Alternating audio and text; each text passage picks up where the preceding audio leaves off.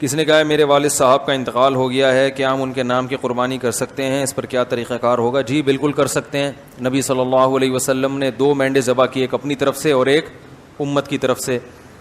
اور آپ نے ایک دفعہ ایسا بھی کیا کہ ایک قربانی اپنی طرف سے اور ایک ان کی طرف سے جو قربانی نہیں کر سکے. تو اس لیے پتہ چلتا ہے کہ قربانی کسی دوسرے کی طرف سے بھی کی جا سکتی ہے. تو آپ نے مرحوم والدین کے لیے کر سکتے ہیں، صرف ابا سے کر لیں، صرف اماں کے لیے کر لیں، دونوں کے لیے کر لیں، کوئی حرج نہیں ہے. ہاں اب دونوں کے لیے کریں گے تو کیا ثواب تقسیم ہو کے ملے گا دونوں کو؟ یہ ایک سوال ہے بھائی، سمجھ میں آ رہا ہے؟ بھائی ایک بکرا، ایک دمبا یا گائے کا ایک حصہ آپ کے مرحوم والدین دونوں کے لیے کر لیا آپ نے، تو کیا آدھا آدھا دونوں کے لیے ہوگا یا دونوں کو پورا پورا ثواب ملے گا؟ اس میں علماء کی 2 رائے ہیں، کیونکہ اس کے بارے میں قرآن و سنت خاموش ہیں. صحیح ہے نا؟ ابے بھائی بکرا ایک ہے اور ہو رہی ہے مرحوم ابا اور اماں دونوں کی طرف سے، تو کیا آدھا آدھا ابا اماں کو ثواب پہنچے گا یا پورے پورے بکرے کا پہنچے گا؟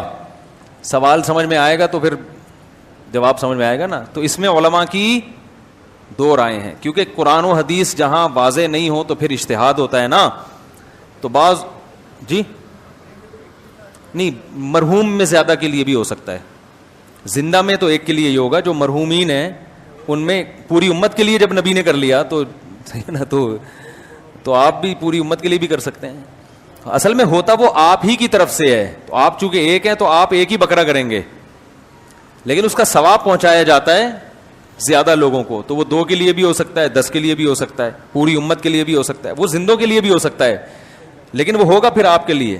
لیکن جب آپ قربانی 2 کی طرف 2 زندوں کے لیے کر رہے ہوتے ہیں، پھر وہ دونوں کے لیے الگ الگ ہو رہی ہوتی ہے، اس میں ایک میں 2 آدمی شریک نہیں ہو سکتے. لیکن صرف ثواب پہنچانے کی حد تک جہاں تک بات ہے تو ثواب پہنچانے میں تو 10 کو پہنچا دیں آپ. تو اب علماء کہتے ہیں کہ بعض علماء کہتے ہیں ڈیوائیڈ ہو کے پہنچتا ہے، صحیح ہے نا، اور بعض کہتے ہیں نہیں پورا ثواب اس کو بھی ملے گا، پورا ثواب اس کو بھی ملے. دونوں قول ہیں علماء کے. تو اس لیے افضل تو یہی ہے کہ ابا کے لیے الگ کر لیں، اماں کے لیے الگ کر لیں، افضل یہی ہے. اور اگر نہیں کر سکتے دونوں کے لیے کر لیں، ایک ہی کر لیں دونوں کے لیے. اللہ پہنچانا چاہے گا تو دونوں کو پورے